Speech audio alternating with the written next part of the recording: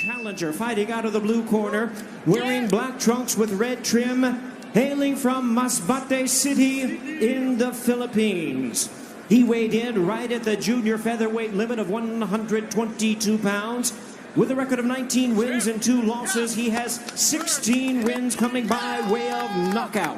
Tonight, in his U.S. debut, he is making his first attempt at a world title and seeking his 18th consecutive victory.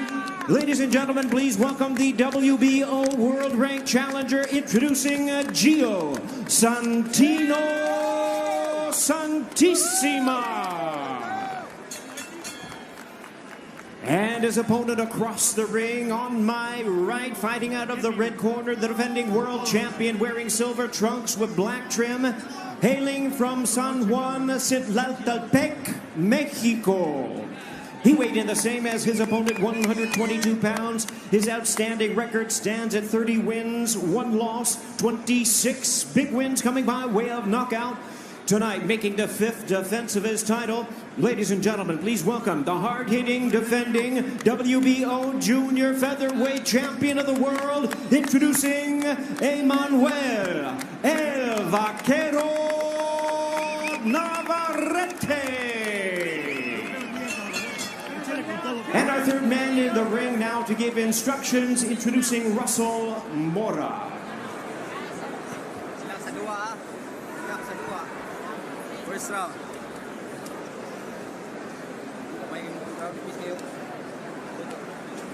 Gentlemen, we went over the rules in the dressing room. I want to remind you both to protect yourself and obey my commands. God bless you both. Touch up now. Emmanuel Navarrete won the world title on December 8th of 2018. He did so with a unanimous decision win against Isaac Dogbe, and he did it on a big stage.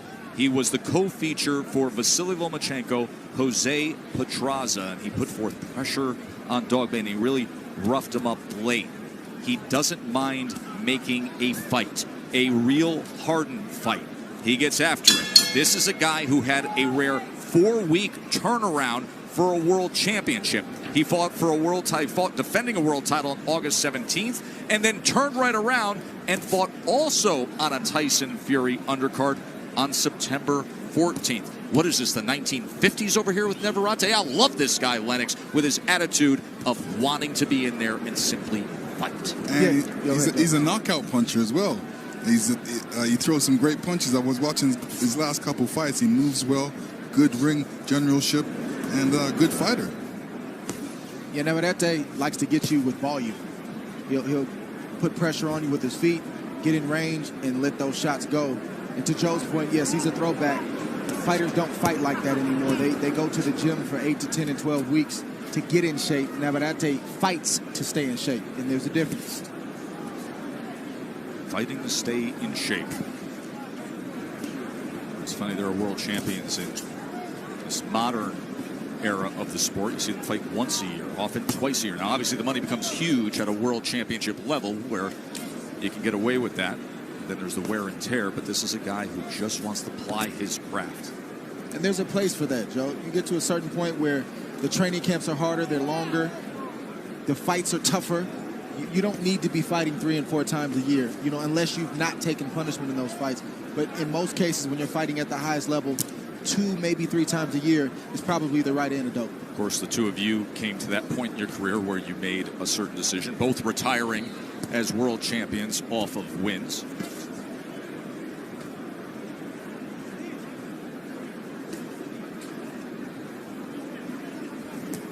The rematch with Dogbe came in May of 2019, and he also roughed him up down the stretch of that fight to the point where he scored a TKO, did Navarrete, in the 12th round when he had the rematch against the man that he took the belt from. That was nice of him, giving him a rematch. Well, the outcome wasn't nice. No, the outcome was brutal for Dogbe. Of course, we have the ultimate rematch tonight with Wilder and Fury, the first rematch in heavyweight history between undefeated world champions. Santisima is also a guy who he rarely takes a step backwards. He doesn't mind fighting. He's a two-fisted fighter who likes to hit the body when given the opportunity. He's yet to find his range, so he hasn't thrown very many punches at this point. And you know, he said he wants to knock out Navarrete. He's got to get to him first.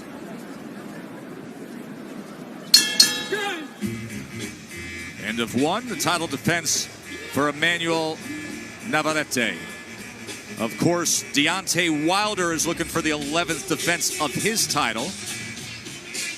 And he got a very nice visit from a guy who knows exactly what it's like to defend world champions. That is Terrence Bud Crawford, WBO welterweight champion, the former undisputed junior welterweight champion, and number 2 on the current ESPN.com pound-for-pound list, visiting with Deontay Wilder. But you can see how Wilder is constantly locking in here. He has been pacing back and forth, just keeping loose in his locker room. He's been on his feet a lot, Joe, walking back and forth. He's not... What do you think of that? I mean, it's nervous energy, clearly. Well, the other guy's not on his feet. He's hanging out on a leather couch. Yeah, I mean, both guys prepare differently. I mean, for Deontay right now, he wants to walk around. He can't wait to get in the ring. Tyson Fury, he's resting. He says, no need to get excited too fast. I'm resting right now. You got to save those legs because you might need them. Tyson Fury has never seen a camera he doesn't like, always finding it, always smiling, always playing to it.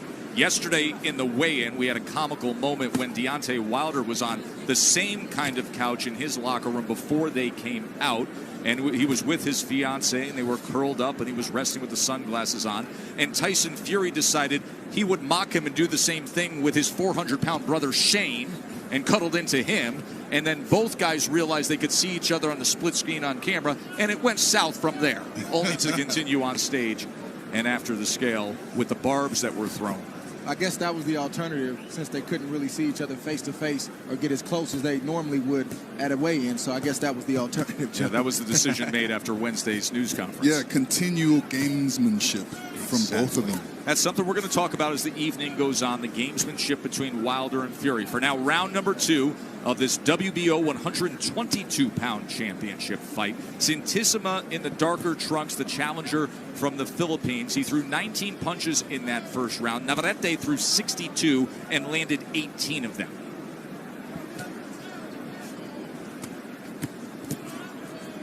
.29% connect percentage for Navarrete.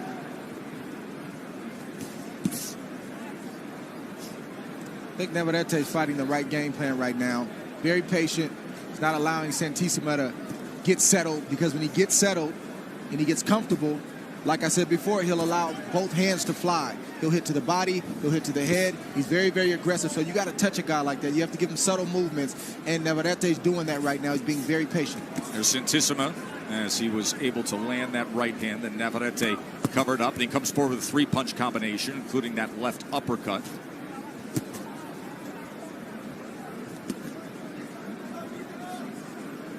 Classic move from Navarrete right there is to lean to the left, show the left uppercut, but really throw a right hand. And Navarrete doesn't have to really go looking for Santisimo. Santisimo is coming after him. You know, he wants to get close. He wants to be able to throw punches and wants to be able to connect with those punches as well.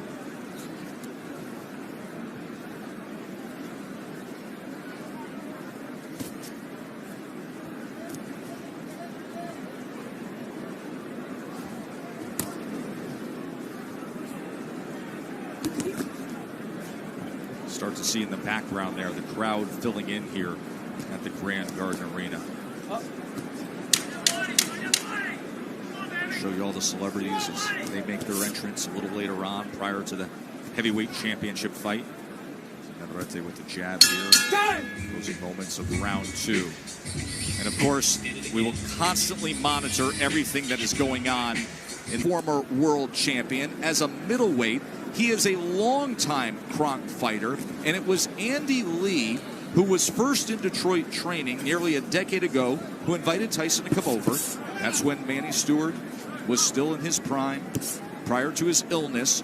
They spent time together with Sugar Hill Stewart, who now trains Tyson Fury.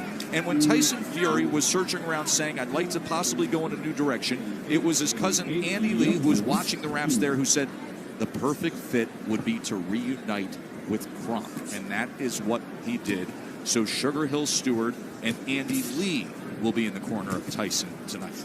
Mark Breland, also a former Kronk fighter. Yeah, Mark Breland, by the way, a great fighter back in the day, both as an amateur and as a pro, and he has been a critical part of the success of Deontay Wilder, along with his longtime trainer from there in Tuscaloosa, Alabama, Jay Dees. That has been an unbreakable bond for years for Wilder. A body punch comes in from the champion Navarrete. Round number 3 here. Santisima felt that left hook to the body right there. He took a walk around the park to get a break, and Navarrete noticed it. Navarrete finding some confidence coming forward here in round number 3. Body punches, he's been able to land 14%. That left hand hit the mark moments ago. I like Navarrete right now. You know what he's doing. He's keeping the distance. He's being first. That means he's throwing the first punches. He's not waiting, and he's not in one standing position. He's moving around. He's being a little bit elusive. He's not being a standard target, and he's looking for his openings. We talked about Imam earlier in the night, not giving different looks, doing the same thing over and over. And like you mentioned, Champ, Navarrete's given so many different looks, and it's hard to get settled. It's hard to know what he's going to do. He shows you one thing, and he does another. You think he's throwing the left, he throws the right. The next thing you know, you're in a shootout with him, and then he's back on the outside using his reach. I love what he's doing. I don't think he gets enough credit for his nuance, for his skill, and for his boxing IQ. Yeah, and he's throwing these punches at distance. He's not going in real close to throw these uppercuts. He's throwing these uppercuts from far. And that's really a no-no in the boxing game when you're being taught, but it works for him, and he's perfected it. Yes, it is. Usually guys come back with a good right hand after a guy throws an uppercut, but it's not easy to hit Navarrete with a right hand.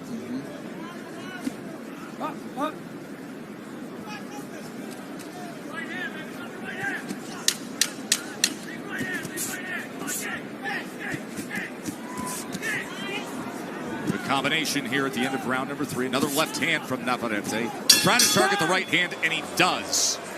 Special night here in Vegas, as we have been spending the week at the MGM Grand. And there it is, where all the action is taking place, just behind that legendary casino hotel, Wilder Fury 2. By the way, they can now confirm that what is happening here tonight is breaking the record for a live gate of heavyweight boxing in the state of Nevada. They do not have the final tally yet, but they do know that they have now passed the mark of Lennox Lewis, of Vander. They have sold north of $17 million worth of tickets here at the MGM Grand Garden Arena. And there is the Hall of Fame promoter Bob Arum and Top Rank Boxing. Top Rank President Todd DeBuff making that announcement to ESPN not long ago. And give credit to both Top Rank and the PBC, as well as Fox and ESPN, of having great common sense leadership to saying, make this fight. And look at what the embraced response has been by the buying public. That is the live gate number tonight. It will be number 1 in the history of heavyweight boxing live gate in the state of Nevada. Of course, we will get those final numbers in the coming days, but it is going to be north of 17 million just inside the arena alone. That's great news. Although they broke You happy about that? although they broke my record, You happy about that? I'm happy. I'm happy. Lennox It Lewis, you shows are great connected. promotion and social media. Lennox, you are connected with history every which way, because your fight against Evander Holyfield that had the record for live gate, that was only the second heavyweight championship rematch in history after a draw. Now comes number 3 in the history of the division tonight. Let me tell you, records are there to be broken. So there you go. Well, you had some of the greatest, and we're happy to have you here ringside on our broadcast team. Former undisputed heavyweight champion, who will see the crowning of the guy who will be considered the heavyweight champion tonight, who will remain undefeated between Wilder and Fury.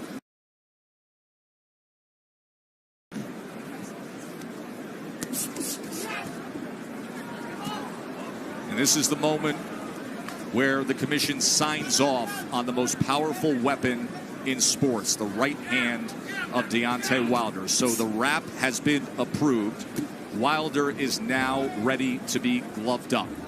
Nevada State Athletic Commission has signed off on the wrap on that right hand. Andy Lee, who was monitoring the wrapping of Wilder's right hand for Team Fury. Whoa. No objection, and look at Santisima as he comes forward here in round 4 against the world champion Navarrete, who is ready to respond. So it's like I said, now you're in a shootout all of a sudden. So you see Navarrete boxing and using his skill, and all of a sudden you're in a shootout. It's hard to get mentally settled when you're facing Navarrete. Stop.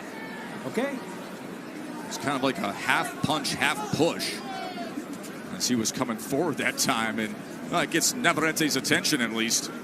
What you see is one guy in Santisima who does one thing well. If he's in place and he has you right there, he throws good shots with both hands. And then you see Navarrete who does multiple things good. I'm going to take the guy who has more tricks up his sleeve and more tools in the toolbox. Santisima willing to dip and go to the body, but what does he do? He eats more return fire from Navarrete. And Navarrete is showing these nuances in his skill because he stays busy, Joe. He's an active fighter, so you have no choice but to get better when you're active. Threw over 85 punches in this round alone, did the champion Navarrete. Our first world championship fight tonight. Joe Tessitore, Andre Ward, Lennox Lewis with you ringside. We will take it all the way through the evening to Wilder and Fury. Max Kellerman and Brian Kenny up top with Sean Porter and Tim Bradley. The former welterweight champions, Bernardo Asuno, our ringside reporter, and thrilled to have Kate Abdo and Mark Kriegel providing commentary. And our unofficial scorer ringside is Larry Hazard Sr., who has this 39-37 in favor of the champion Navarrete.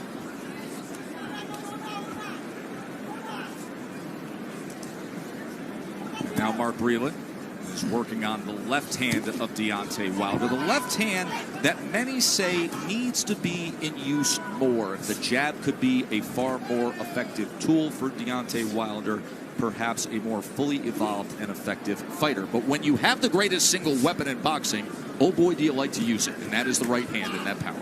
Oh, yeah. And, you know, Deontay's got a great right hand. Everybody's looking for that right hand, but I know there's a left hook in there. There's an uppercut in there that, you know, a lot of people don't know about. And I'm sure that he wants to bring that out in this fight. So as Wilder gets wrapped, Tyson Fury sits back and is still relaxing, flanked by his wife Paris and his family, his brothers. Hands free, let's go. Watching along, see if Emmanuel Navarrete can come up with another title defense here. Santisima did have his moment in the last round, but it's been the constant work rate of Navarrete that has been controlling the action as he lunges ahead with a series of right hands. Turns southpaw for a moment. That is not a knockdown there. But look at the work rate tallied by CompuBox. Navarrete has thrown 375 punches, and now he's landed 120. Opened up that time, and filling the spot was a left hook from the Filipino Santisima, and it doesn't even stop Navarrete at all. He just keeps punching. Wide-ranging right hand, and now Navarrete is on the attack here in round number 5. He is backing up Santisima. Navarrete clubbing, touching him time and again. Left uppercut, right uppercut, body shot comes in. Look for that left hook to the body. Santisima has taken the headshots pretty well, but the shot he hasn't taken well is the left hook to the liver from Navarrete. This is great work rate here of the volume punching attack and the aggression of Emmanuel Navarrete. He is a fan-friendly fighter, and now wrapping up is Santisima. Santisima is a little bit tired. He needs to really, you know, weather the storm and then come back with a combination of his own. This has been a dominating 5th round from Emmanuel Navarrete.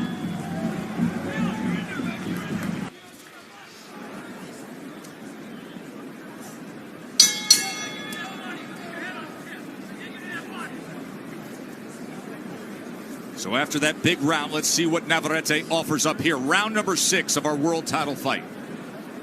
Navarrete, he's sensing it a little bit more. He feels that He's got everything in hand, and he wants to take him out in this round.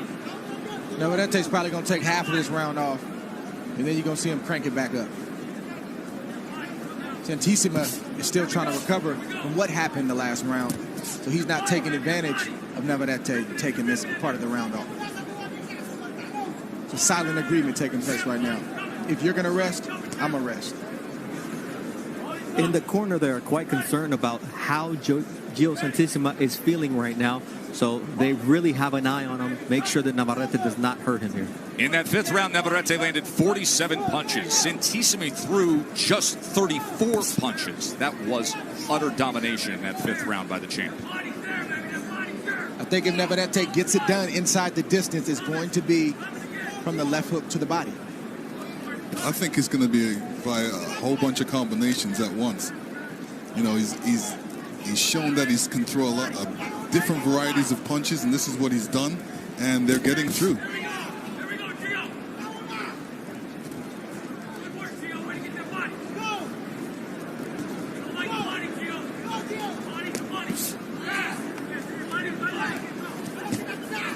It's a right hand from Navarrete. They were trying to get over the top there.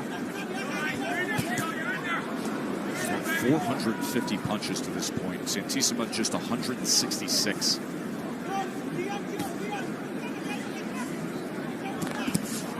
Comes to the inside. Santisima tried to time something, and now Santisima goes to the body, and there's a left hook upstairs from Navarrete.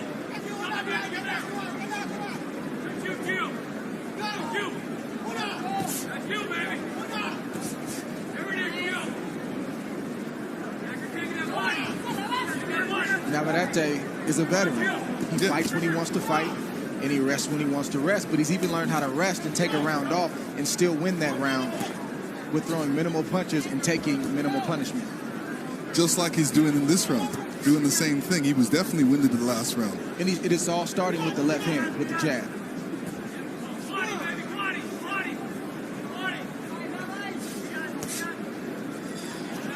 Navarrete would be a good case study for Fandor.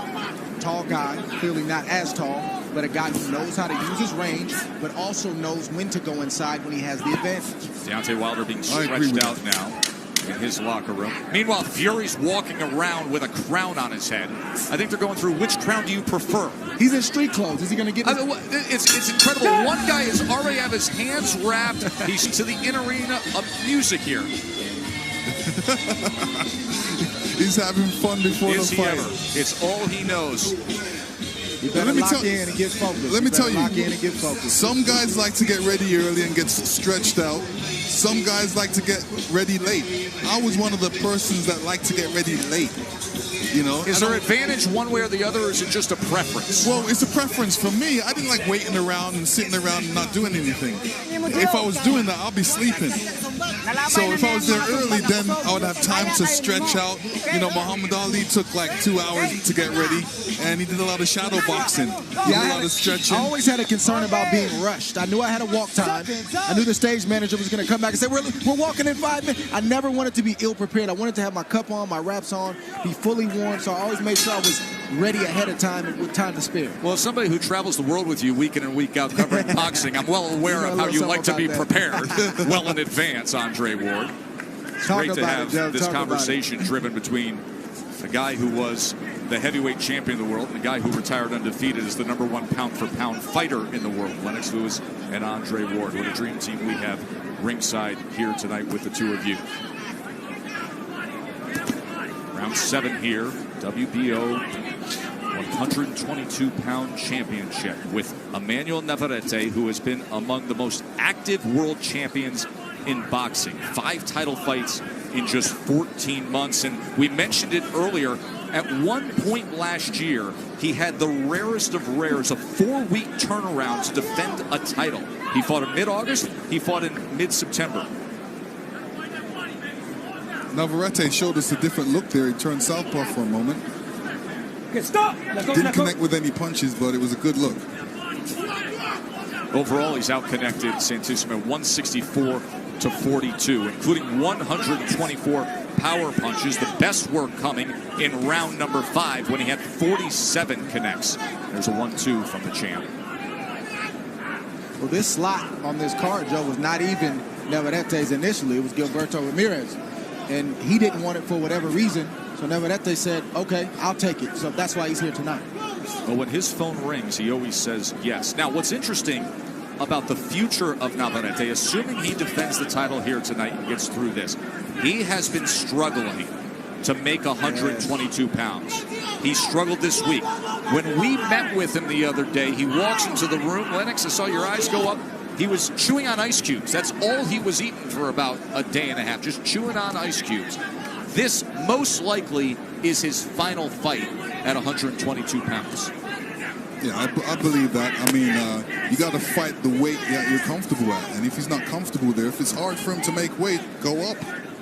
I feel like we've said that the last 3 or 4 fights, Joe, and then he comes out here and puts on a great performance, and then he stretches it one more.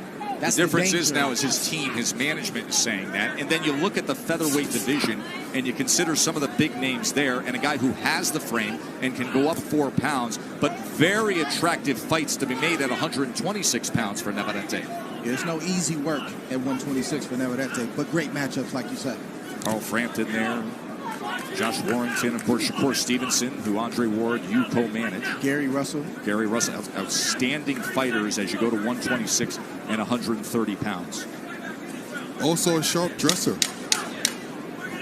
Is he ever?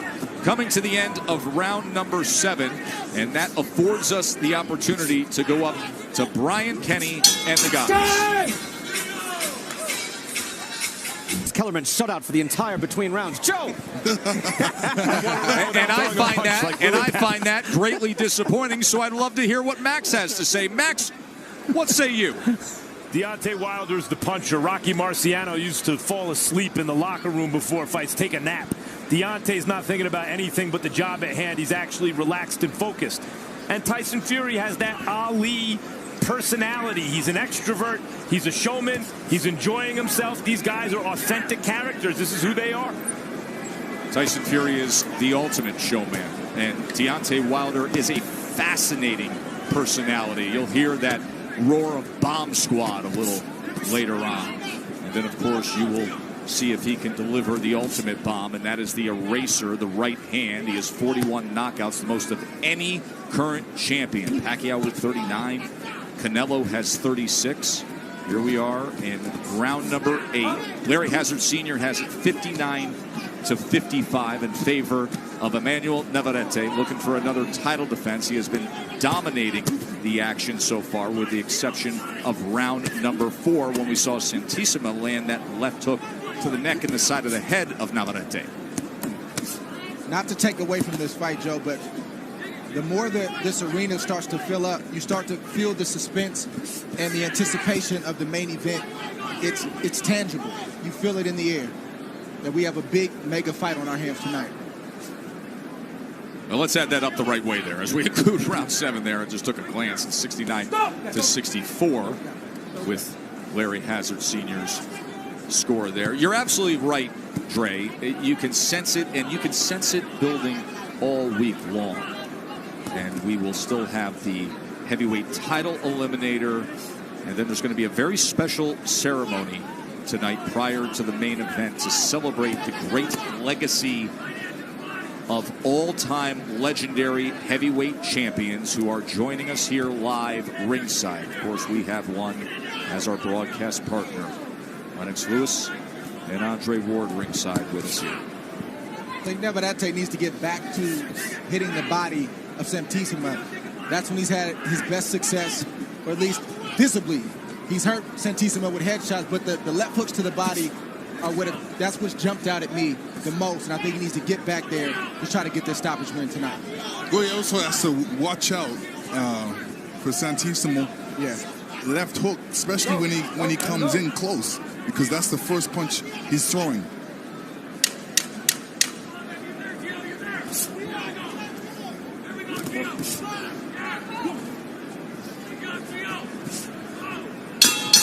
End of 8. Navarrete remains in. Get serious. Yeah. All the joking is done. That's that switch I told you about earlier. The great ones know how to turn it on and turn it off. Well, I used to not allow a camera in my dressing room. I didn't want people to know what I was up to. Here's what I find fascinating, speaking of not allowing cameras. Tyson Fury is very media friendly.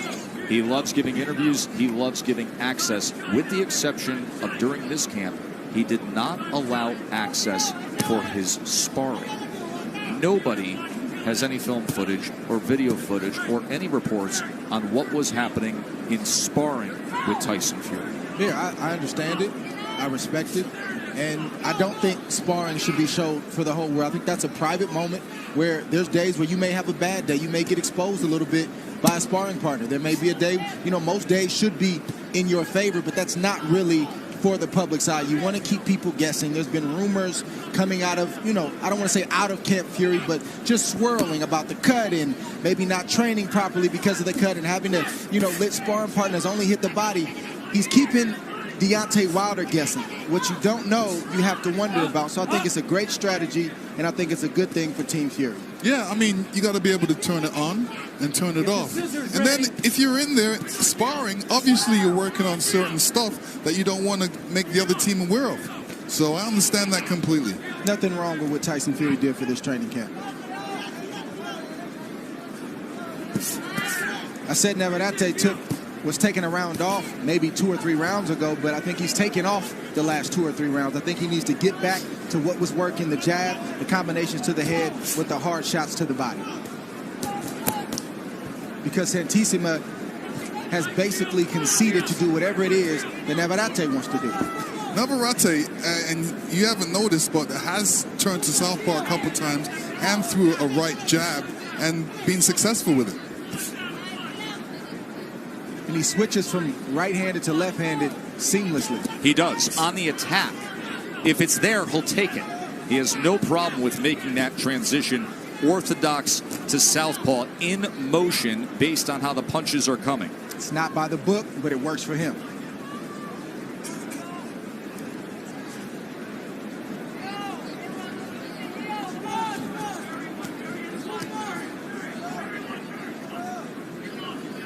Santisima's, he's receiving these shots, he's blocking them, but he's not answering. He's not coming back with his own shots, which he should. He's waiting for that perfect time to throw that perfect punch. Sometimes it's not there.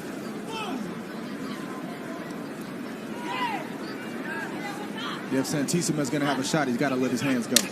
Big night here in Vegas, our first world title fight. We have the heavyweight eliminator and then the big one, Wilder Fury, which means all the celebrities will be coming out. And believe it or not, many have arrived early here to the MGM Grand Garden of Thrones. We have boxing luminaries, NBA players, NFL players, and Magic Johnson has just arrived. Great to see you, man. There is something about these two undefeated heavyweights, something about this mega promotion that really brings us back to the last, most recent golden era of the big Vegas heavyweight fights of Lennox and Iron Mike and Holyfield and Bo.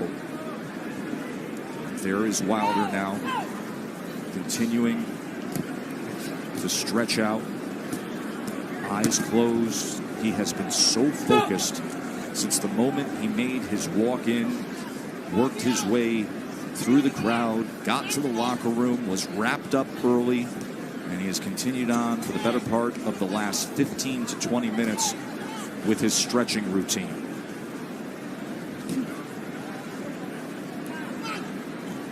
And Joe, speaking of hand wraps, if you see Navarrete shaking that right hand, it's not particularly injured, but his cornerman Pedro Navarrete told me the hand wrap was loose, and that's why he's not able to flick it the way he usually does. And that's the last thing that a fighter wants to feel, is that the wrap isn't the way he prefers it. Yeah, I've never heard of a wrap being too loose. I've certainly heard of a wrap being too tight. Yes. This is the first for me. Yeah, I mean, if the wrap's too tight, then as the fight goes on, it loosens up. And if a wrap's too loose, I guess as the fight goes on, it loosens up. What does that do in terms of just your overall feel, your overall comfort as a fighter, when you say to yourself, this isn't the way it's supposed to be. Something's off with the way this wrap is. And now you see him going southpaw. So the right hand is now his lead jab hand. As he turns southpaw, goes back to orthodox, of course, and gets a combination. But he has been switching stances a bit here. Yeah, and now a combination on the inside. And you can see the tape is actually loose on Santisima. Some good work here in round number 10 by Navarrete. He needs to finish to the body. Headshots are good, but he needs to finish downstairs with that left hook to the body, just like that. Look at this attack by Navarrete, and every so often Santisima is trying to place a punch between punches, but it has been a tidal wave of offense here in round number 10 all of a sudden from Navarrete. And I say that because Santisima can take a good headshot. Sometimes guys can take it to the head all night long, but sometimes they can't take it to the body. The only shot that Santisima reacts from is the left hook to the liver. You're right, and it's affected him. It's affected him in the way that he's, he wants to hold right now because he he's covers tired. up every time. Yeah. That was a desperate right hand from Santisima right there. That was a big 10th round from Navarrete. Through 90-plus punches. He doesn't really want anybody to know. Now, the report that was given to Bernardo as soon is that it's an issue with the wrap, but perhaps they're not giving it fully here, and perhaps there is an injury, but clearly affected. Yeah, I mean, to your point last round, how does it feel? It's a nuisance. It's annoying. You want everything to be right when you're in a boxing ring, so to feel a wrap loose, and again, I've never heard of this. I normally hear about a wrap being too tight, but either way, it's something that's not right. It's annoying, but if there's no pain there, Navarrete has to buckle down and close the show and not worry about the right hand.